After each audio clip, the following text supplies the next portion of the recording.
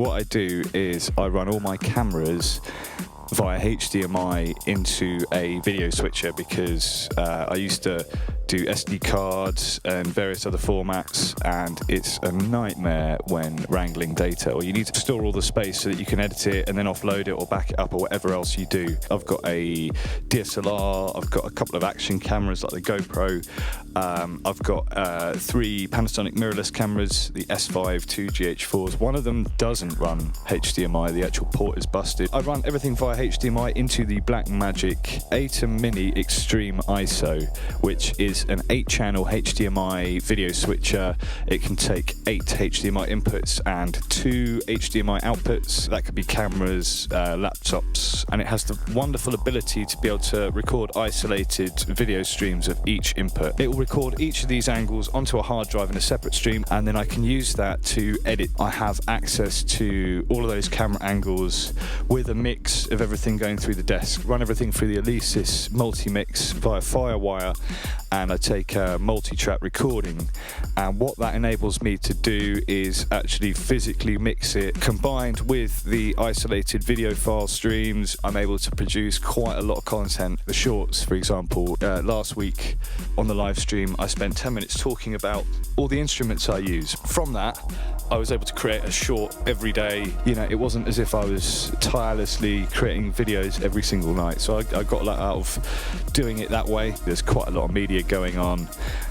Is multi-tracking the audio, so it's important to stay organised to a certain extent. And if I was doing up loads of SD cards and then having like MOV files or MP4 files that it breaks up every 4 minutes, you just end up with like 300 media assets. The GoPro Hero 5, so this guy here, on the Electron model samples, fantastic little unit. I think I picked that up relatively cheap second hand. The battery door was naffed, so no underwater filming. For close-up detail shots, something like this, or if you were to put it on a guitar neck or something like that, you know, next to a drum head, get the stick beating or something, you can actually get some really good quality detailed shots, and you just need to make sure there's enough light.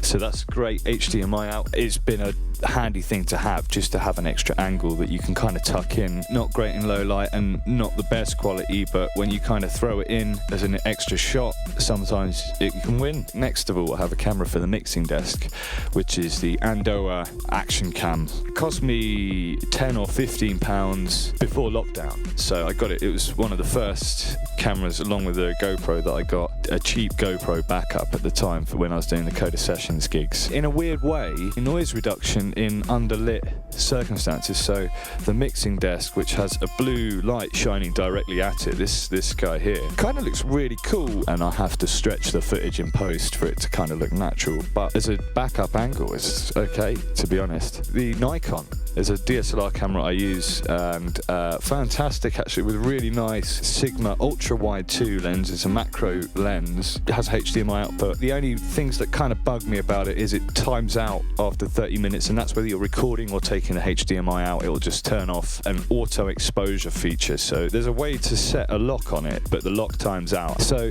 I keep it in a static position, usually looking over the grandmother, and then it tends to just stay relatively consistent, so I can't argue with that. The GH4 side onto my keys, one of the first mirrorless cameras I ever bought. I got a pretty good deal second hand. What an experience. I mean, you know, I was kind of blown away the things this camera was capable. Obviously it's 4K and the sensor is tiny. Quality is not to be doubted at all, so I got a lot of experience with that as my first sort of main video camera. It's currently with an anamorphic lens I have on it at the moment, 1.33 times. It's quite a sharp lens. As a prime, it's the 50mm prime made by Sirui. You know, I love it. I think it's absolutely brilliant. The detail, the sharpness looks mint, absolutely excellent. The Lumix S5, which is my main angle here, so that's a full frame mirrorless camera, very much like the GH4s but full frame, and that has been an absolute workhorse, especially with the stabilization. So I use that a lot as a handheld camera